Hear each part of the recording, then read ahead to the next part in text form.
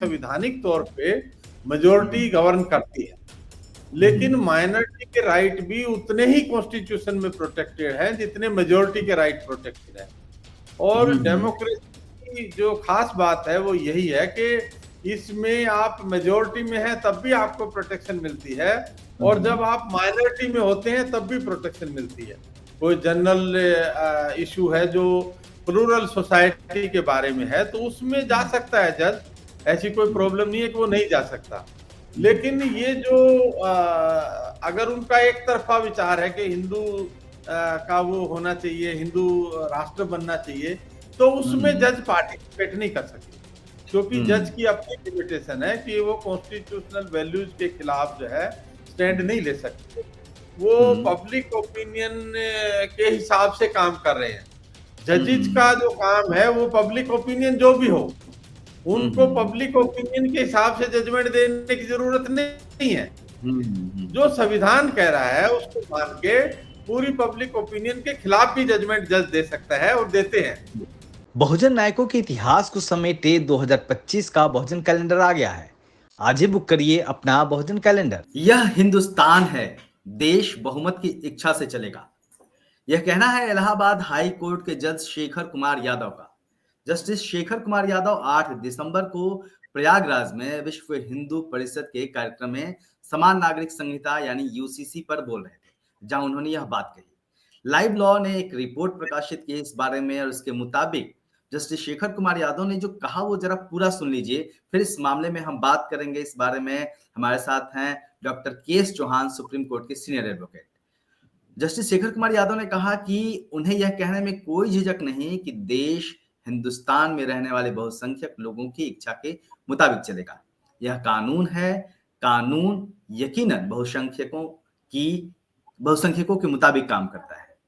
इस कार्यक्रम में जस्टिस शेखर यादव ने पर्सनल लॉ पर भी अपने विचार रखे। उन्होंने यह भी कहा कि वह दिन दूर नहीं जब साफ हो जाएगा कि अगर एक देश है तो एक कानून और एक दंडात्मक कानून होना चाहिए। जो लोग धोखा देने या अपना एजेंडा चलाने की कोशिश करते हैं वे लंबे वक्त तक टिकेंगे नहीं। जब विश्व हिंदू परिषद के में यह सब बातें हो रही थी, इस मौके पर हाईकोर्ट के एक अन्य जस्टिस दिनेश पाठक भी मौजूद थे। जस्टिस शेखर कुमार यादव इससे पहले भी सितंबर 2011 में एक बयान दे चुके हैं, जहां उन्होंने कहा था कि गाय एकमात्र ऐसा जानवर है जो ऑक्सीजन छोड़ता है। उन्होंने संसद से गाय को राष्ट्रीय पशु बनाने और गोरक्षा को हिंदुओं का मौलिक अधिकार घोषित करने का भी आह्वान किया था। एक व्यक्ति के तौर पे अगर कोई भी आदमी इस तरीके के विचार व्यक्त करता है तो उसकी स्वतंत्रता है, लेकिन इलाहाबाद हाई कोर्ट का जज जब इस तरह की बातें करता है, धार्मिक बातें करता है और एक मंच से, विश्व हिंदू परिषद के मंच से, तो उस बयान के मायने क्या हैं और उसको किस तरीके से देखा समझना जाना चाहिए और कानून क्या कहता है, इस बारे में हम बात करेंगे। Doctor KS. चौहान जी हैं हमारे साथ। सर, एक सिटिंग जज का, वो भी हाई कोर्ट के जज का ऐसा बयान देना, इसको आप कैसे देखते हैं और ये कितना जायज है? मुझे ऐसा लगता है कि अब इस तरह का बयान कोई सिटिंग जज को भी नहीं देना चाहिए, रिटायर्ड जज को भी नहीं देना चाहिए, क्योंकि जो हमारा देश है उसका संविधान सेकुलर है। ये राजनीतिक पार्टियां जो भी करें वो एक अलग सब्जेक्ट है, पर अगर राजनीतिक पार्टियों के ऊपर भी इस मामले में लगाम लगाई जाए तो कोई संवैधानिक तौर पे गलत नहीं होगा, क्योंकि जो भी आप एक्टिविटी करते हैं वो संविधान के दायरे में आपकी एक्टिविटी होनी चाहिए। हमारा जो संविधान है वो सेकुलर देश की कैटेगरी में हम आते हैं, और हमारा जो देश का नाम है वो इंडिया, दैट इज भारत है। कोई हिंदुस्तान कोई देश नहीं है।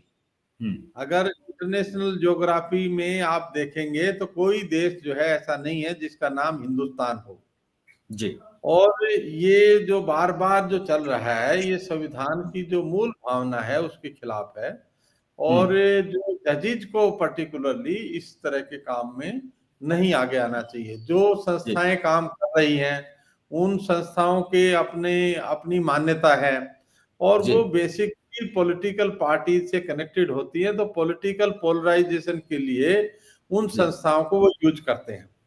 लेकिन पॉलिटिक्स अलग चीज है। लेकिन जब हम संवैधानिक तौर पे संवैधानिक पोजीशंस में काम करते हैं तो हमारे ऊपर संविधान की बहुत बड़ी लिमिटेशन है और उस लिमिटेशन को हम इग्नोर नहीं कर सकते। हम अगर कहें कि भाई ये हिंदुस्तान है, तो हिंदुस्तान कहाँ है?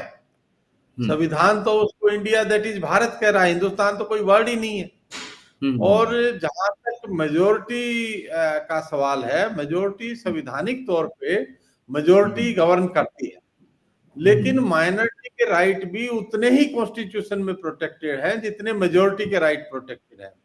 और डेमोक्रेसी की जो खास बात है वो यही है कि इसमें आप मेजोरिटी में हैं तब भी आपको प्रोटेक्शन मिलती है, और जब आप माइनॉरिटी में होते हैं तब भी प्रोटेक्शन मिलती है। तो ये जो संवैधानिक भावना है, संवैधानिक मूल्य है हमारे देश के, उसमें सोशल जो पैटर्न है हमारी इकोनॉमी का, वो भी तकरीबन खत्म हो गया है। और अनफॉर्चुनेटली जब एक कॉन्स्टिट्यूशनल स्टूडेंट के नाते, कॉन्स्टिट्यूशनल लॉ के स्टूडेंट के नाते जब हम उसको एनालाइज करते हैं, तो इसके लिए कोई अमेंडमेंट भी नहीं, और हमने कई बार पिटीशन डाली उसके ऊपर। जैसे जब विदेश संचार निगम को डिसइन्वेस्ट किया तब हमने पिटीशन डाली, अब ये भारत पेट्रोलियम को कर रहे थे तब भी हमने डाली। और कोर्ट कॉन्स्टिट्यूशनल प्रिंसिपल से को प्रोटेक्ट करने के लिए वो काम नहीं करता है। तो इसलिए जो हमारे कॉन्स्टिट्यूशन मेकर्स थे वो ये चाहते थे कि कॉन्स्टिट्यूशन को प्रोटेक्ट जुडिशरी करेगी, लेकिन अभी बहुत बड़े पे अभी जैसे चीफ जस्टिस चंद्रचूड़ का उन्होंने दिखाया कि चीफ प्राइम मिनिस्टर को घर बुला लिया। मतलब प्राइम मिनिस्टर को मिलने के बहुत तरीके हैं, कोई आप फंक्शन रख सकते हैं, फंक्शन मतलब सेमिनार, उसमें प्राइम मिनिस्टर भी आ जाएगा, चीफ जस्टिस भी आ जाएगा, तो आप उसमें कोई बातचीत कर सकते हैं। लेकिन जो हमारी जुडिशरी है वो मुझे लगता है कि संवैधानिक जो मापदंड है उनके ऊपर काम नहीं कर रही है। और चंद्रचूड़ साहब बहुत ही पढ़े लिखे आदमी थे, इंटरनेशनल लेवल पे उन्होंने मतलब हमारी जो जुडिशरी है उसको एक्नॉलेज करवाया, लेकिन उसके साथ वो खत्म भी कर दिया उन्होंने, क्योंकि ऐसा किसी डेमोक्रेसी में नहीं होता कि चीफ जस्टिस जो है, जो इलेक्टेड गवर्नमेंट है, उसके हेड को अपने घर बुलाए और वो कोई पर्सनल प्रोग्राम में, मतलब वो इतनी मर्यादा तो रखनी पड़ती है। रिटायरमेंट के बाद आप जो करो उसके बाद कोई ऐसी लिमिटेशन नहीं है, बट व्हाइल इन ऑफिस जो प्राइम मिनिस्टर और चीफ जस्टिस वो सेरेमोनियल चीजों में ही मिल सकते हैं। उनकी अगर घनिष्ठता होगी तो रूल ऑफ लॉ का क्या होगा? जो सिटीजन तो सर यही सवाल यहाँ पे सवाल यही उठता है कि इस आपने खुद चीफ जस्टिस का जिक्र किया और फिर इस तरह की घटना हुई, तो लगातार एक न्यायपालिका के बारे में जहां तक मुझे पता है एक गरिमा होती है कि वो तमाम जो बाहर की चीजें हैं उससे अपने आप को दूर रखेंगे, पक्षपात नहीं शो करेंगे कि उनका पक्ष क्या है, उनका विचार क्या है। कोर्ट रूम में वो तमाम मामलों को देख के अपनी राय जाहिर करते हैं। ऐसे में एक विश्व हिंदू परिषद जिसकी विचारधारा साफ है कि वो क्या कहती है, किस तरीके से सोचती है, उसके कार्यक्रम में जाना, क्या इस पे कोई पाबंदी नहीं है? अब जज भी कहीं भी जा सकते हैं, कुछ भी तो जा सकते हैं। मुझे लगता है कार्यक्रम में जाने में कोई वो नहीं है, क्योंकि कार्यक्रम तो ऑर्गेनाइज होते हैं और जजेस उसमें पार्टिसिपेट करते हैं।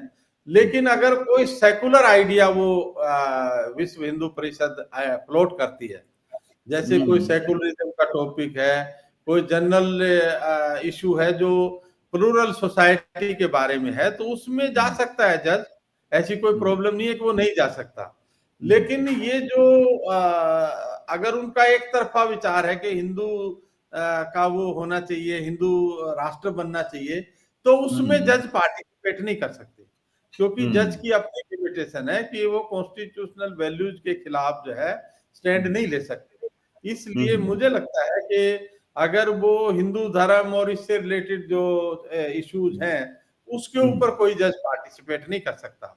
आप जनरल इश्यूज पे अगर कोई मान लो पॉपुलेशन का इशू है, डेमोक्रेसी का इशू है, उस पे जा सकते हैं। फिर भी उस इशू पे भी जजेज की अपनी लिमिटेशन है, क्योंकि वो जो सिटिंग जज है, कल को उसके पास ही केस आ जाता है तो वो उस केस को नहीं सुन सकता, क्योंकि उसने अपनी राय जाहिर कर दी है, क्योंकि उसने अपनी राय जाहिर कर दी है। अगर उसने अपनी राय जाहिर कर दी तो वो उस जो केस है उसमें पार्टिसिपेट नहीं कर सकता। इसलिए जो जजेज हैं नॉर्मली वो पब्लिक प्लेटफॉर्म पे बुक रिलीज में और इस तरह के जो एकेडमिक चीज है उनमें तो जा सकते हैं, लेकिन जो पॉलिटिकल या क्वाजी पॉलिटिकल टाइप का जो एक्टिविटी है उसमें वो पार्टिसिपेट ना उनको करना चाहिए, वो ना जाते हैं। और ये बार बार हम देख रहे हैं कि भाई जो जजेज हैं वो पब्लिक ओपिनियन के हिसाब से काम कर रहे हैं।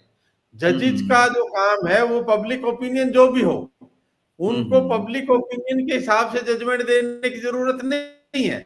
जो संविधान कह रहा है उसको मान के पूरी पब्लिक ओपिनियन के खिलाफ भी जजमेंट जज दे सकता है और देते हैं। तो ये जो पूरा प्रिंसिपल्स है उसको पब्लिक ओपिनियन को किस तरीके से जस्टिफाई करेंगे? मान लीजिए किसी मामले में अदालत का फैसला चल रहा है, सुनवाई चल रही है और 1000 लोग एक बैनर लेके आ जाएं कि हमारी ये मांग हो, ये फैसला हो, और फिर 2000 लोग ये बैनर लेके आ जाएं कि हमारी ये नहीं ये मांग है, इस पे फैसला हो, तो जज वो बैनर देख के और लोगों को देख के थोड़ी देगा। नहीं, वो जज का वो काम नहीं है। जज जो है इसलिए जज आजकल जजेज से मिलना, उनसे इंटरेक्शन बहुत ज्यादा लोग करते हैं, लेकिन जो जैसे हम स्टूडेंट थे 30 साल पहले 40 साल पहले ऐसा नहीं होता था। अब ये जो नया इकोनॉमिक ऑर्डर आया है इसकी वजह से बहुत सारी प्रॉब्लम्स आ गई हैं, क्योंकि इतने सारे ट्रिब्यूनल हो गए हैं। जो जज रिटायर होता है वो ट्रिब्यूनल में जाना चाहता है। हर जज जो है कोई न कोई पोस्ट रिटायरमेंट काम करना चाहता है। तो अगर वो पोस्ट रिटायरमेंट काम करेगा तो वो जस्टिस वैसा नहीं कर सकता, क्योंकि जस्टिस करने के लिए आपको बहुत फेयर होना चाहिए। अब हम देखते हैं कि इस तरह के जो जज हैं जो एक पर्टिकुलर भावना के साथ काम करते हैं, वो भावना जो है वो मेजोरिटी से तो ट्यून करती है, लेकिन माइनॉरिटी को प्रोटेक्ट करना भी जज का राइट है। मतलब उसकी राइट ही नहीं है, उसकी ड्यूटी भी है। क्योंकि ऐसा नहीं है कि जैसे ये मस्जिद गिरा रहे हैं, मकान गिरा रहे हैं, उसमें अगर कोई इशू है तो वो जज के पास जाएगा। बट वो ये नहीं कि भाई वो मेजॉरिटी गवर्नमेंट है और वो गिरा रही है तो हम इंटरफेयर नहीं करेंगे, ये सब्जेक्ट नहीं चलता उसमें। अच्छा सर, इसमें एक सवाल यह भी आता है कि जो देश का कमजोर तबका है या अल्पसंख्यक वर्ग है, उसको लेके जब सीधे सीधे इस तरह की टिप्पणी दी जाती है, तो इसी देश में, अपने ही देश में रहते हुए जब अदालत के जो जजों द्वारा इस तरह की टिप्पणी वो सुनता है, तो क्या न्यायपालिका अपना विश्वास नहीं खोती है इस तरीके का बयान देके? नेचुरली, क्योंकि जो आम आदमी है वो अगर उसको आपकी ओपिनियन पता चल जाती है, आपकी ओपिनियन जो भी है पॉजिटिव नेगेटिव, वो जब आपके डिसीजन में रिफ्लेक्ट होनी चाहिए, आपकी बातचीत में नहीं होनी चाहिए। ये जो पूरा सिस्टम है जिस तरह से चल रहा है, इस सिस्टम में जजेज को अपनी जो मर्यादा, जुडिशियल जो डिसिप्लिन है, जुडिशियल जो वर्किंग है, उसको कॉन्स्टिट्यूशनल स्कीम के हिसाब से ढालना चाहिए। और कॉन्स्टिट्यूशन हमारा जो है वो सेकुलर है, वो किसी धर्म या जाति उसको प्रेफरेंस नहीं करता है।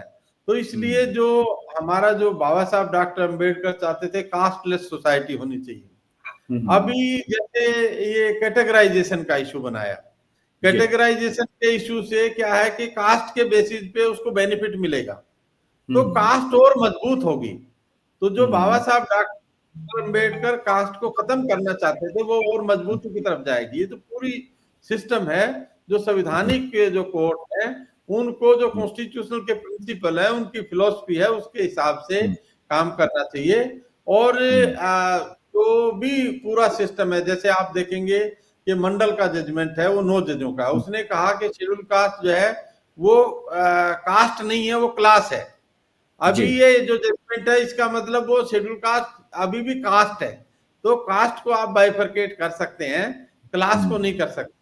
तो वो जो पूरी व्यवस्था है, क्योंकि हमारा जो जुडिशियल सिस्टम है उसमें जो लोग काम करने वाले हैं वो मेजोरिटी को प्लीज करने के चक्कर में ज्यादा रहते हैं, उसकी वजह से ये सारा प्रोसेस चल रहा है। इसलिए जो हमारा जो संवैधानिक जो सिस्टम है उसको मजबूत करने के लिए कोर्ट को प्रॉपर गाइडलाइन ले डाउन करनी चाहिए कि जजेस किस चीज में पार्टिसिपेट कर सकते हैं और उनका जो लेवल ऑफ स्पीकिंग होगा वो क्या होगा। क्योंकि अगर वो ऐसे पब्लिक इश्यूज पे एक आम आदमी की तरह बात करेंगे तो जुडिशरी जो है उसका रिस्पेक्ट भी कम होगा और पूरा सिस्टम हमारा तहस नहस हो जाएगा। तो सर क्या सुप्रीम कोर्ट, जी प्लीज कंप्लीट करिए। जो जुडिशरी को जो पावर है, अगर 543 एमपी एक कानून को बनाते हैं और 243 उसको दूसरे हाउस में रेटिफाई करते हैं, दोबारा पास करते हैं। लेकिन हम्म, उसके बावजूद जुडिशरी में एक जज भी, दो जज भी उस कानून को निरस्त कर सकते हैं। तो जुडिशरी के जो पावर है वो बहुत ज्यादा है। लेकिन ये जो पावर है इसको मेंटेन करने के लिए जुडिशरी को न्यूट्रल होना चाहिए। जो जी, भी तो लोग सर हैं क्या ऐसे मामलों में सुप्रीम कोर्ट कोई संज्ञान नहीं ले सकती, कोई गाइडलाइन जारी नहीं कर सकती कि इस तरह का ऑलरेडी गाइडलाइन है, 98 99 में गाइडलाइन लेकी हुई है और वो जजेज को पार्टिसिपेट नहीं करना चाहिए। पर ये जो भी गवर्नमेंट होती है, गवर्नमेंट से, क्योंकि जो जज लोग जो लगते हैं वो ज्यादातर पॉलिटिकल पार्टी से कनेक्टेड होते हैं, इसलिए उनको मतलब वो उसमें काम करते, काम वो न्यूट्रल दिखाते हैं बट वो काम उसी में करते हैं। तो तो उनकी सर मान लीजिए अपॉइंटमेंट कि होती गाइडलाइन है। है, आपने कहा कि गाइडलाइन है, लेकिन आप ये भी हाँ, कह रहे हैं कि जो तमाम जज हैं वो कहीं ना कहीं पॉलिटिकल पार्टी से गाइड हो रहे हैं, उसके हिसाब से काम कर रहे हैं। तो ऐसे में हाँ, सुप्रीम हाँ, कोर्ट की क्या जिम्मेदारी बनती है कि क्या उसको कार्रवाई नहीं करनी चाहिए, कोई इस मामले में, इस तरह के मामले में कोई एक लेकिन वो सुप्रीम नहीं लेनी कोर्ट का चाहिए? जो काम है वो सुप्रीम कोर्ट करता रहता है। लेकिन जो पॉलिटिकल सिस्टम है उसमें जो चेंजेस हो गए हैं, जी। उस चेंजेस की वजह से जो न्यूट्रलिटी होनी चाहिए जजेज की, वो न्यूट्रलिटी वैसे दिखाई नहीं पड़ती है। क्योंकि जो रिलीजियस न्यूट्रलिटी जो होनी चाहिए, आप किसी धर्म से ताल्लुक रखते हैं लेकिन आप अपनी जो मान्यता है उसको पब्लिकली एक्सपोज नहीं कर सकते, जज की ये लिमिटेशन है। लेकिन आज हमारे जज जो है वो उसको पब्लिकली एक्सपोज कर रहे हैं, जो मुझे लगता है संवैधानिक तौर पे सही नहीं है। और तो सर इसमें कोर्ट को कोग्निजेंस लेके कोई गाइडलाइन ले करना चाहिए। वैसे पब्लिक फंक्शन में जब जाते हैं, जाने में कोई प्रॉब्लम नहीं है, लेकिन अगर वो बोलते हैं तो उनका जो बोलने का तरीका है वो संविधान से मेल खाना चाहिए। मेल अगर वो खाना चाहिए। संविधान की और वो भावना के खिलाफ, प्रोग्राम किस तरह का प्रोग्राम है, जैसा आपने भी कहा कि एकेडमिक प्रोग्राम हो, बुक हाँ जी, लॉन्चिंग हो, वो किस तरह का प्रोग्राम है, ये भी ध्यान रखना चाहिए। हाँ वो ध्यान रखना चाहिए उनको। क्योंकि तो सर मेरा आखिरी अगर सवाल मान ये लो है। उनका उनका प्रोग्राम केवल रिलीजन के ऊपर बेस्ड है, जी, तो हमारा जी, संविधान सेकुलर है, उनको सेकुलरिज्म को प्रोटेक्ट करना है। जी। इसलिए वो जो है उसमें नहीं जाना चाहिए और उनको अपनी न्यूट्रलिटी को दिखाना चाहिए। सर मेरा आखिरी सवाल ये है कि इस तरह की बातों से भारत की आजादी के 75 साल हो रहे हैं। सुप्रीम कोर्ट में भी अभी हाल ही में कई बड़े कार्यक्रम हुए। सुप्रीम कोर्ट का आई थिंक लोगो रिलीज हुआ, फ्लैग रिलीज हुआ, सिक्का जारी किया गया, बाबा साहब की प्रतिमा लग गई सुप्रीम कोर्ट में। ये तमाम चीजें 1 डेढ़ साल के अंदर में हुई हैं, 1 साल का अंदर में ही, हाँ, इसी साल की घटनाएं हैं। लेकिन हाँ, हाँ, इसी बीच में जो सुप्रीम कोर्ट का और सुप्रीम कोर्ट के जजेज हैं या फिर देश की न्यायपालिका व्यवस्था है, उसकी बात करें तो जिस तरीके से एक इस तरह की बातें देखने में आ रही है, वो भारत के संविधान के लिए और न्याय व्यवस्था के लिए वो कितना बड़ा सवाल है। नहीं वो बहुत बड़ा सवाल है, क्योंकि हम ऑलरेडी उसकी चर्चा कर चुके हैं।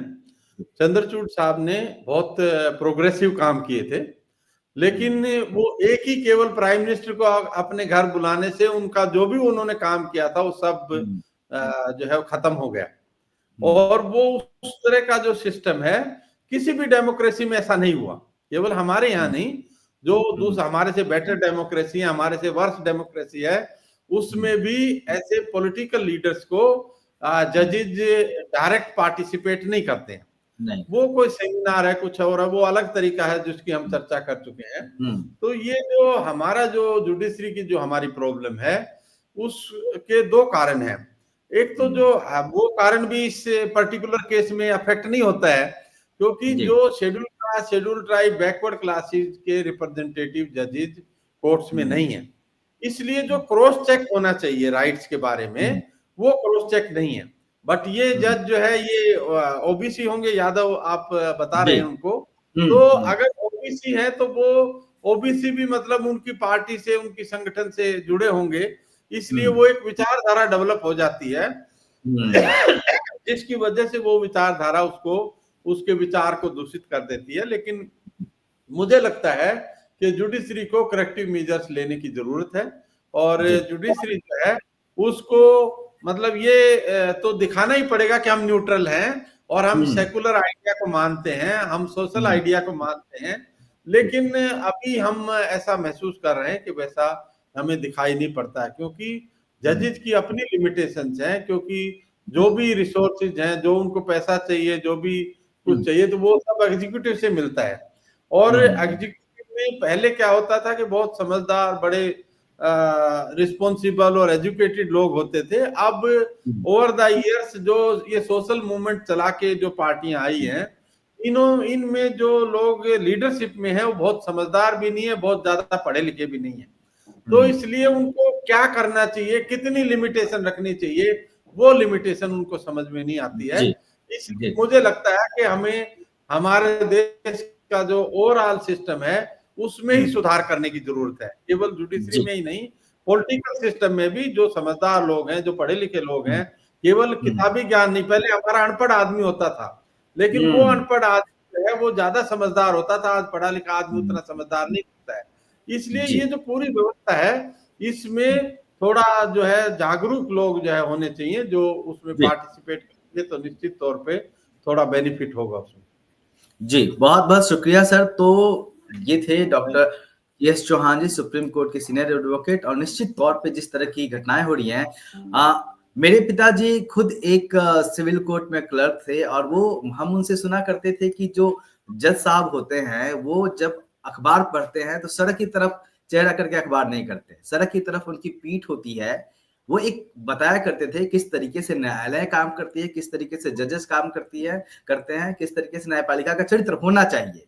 लेकिन आज के वक्त में किसी विचारधारा के मंच पे जज सीधे जा रहे हैं और सीधे कहीं ना कहीं एक ऐसी बातें कर रहे हैं जो लग रहा है पॉलिटिकल बयानबाजी की तरह बातें कर रहे हैं। वो निश्चित तौर पे इस देश के लिए सोचने वाली बात है। देश इस जगह पे खड़ा है समय आजादी के 75 साल में, वहां पे इस तरह की बातें होना कई सवाल खड़े करता है। देखते रहिए दिल्ली दस्तक। जय Bhim. Thank you so much sir. Thank you.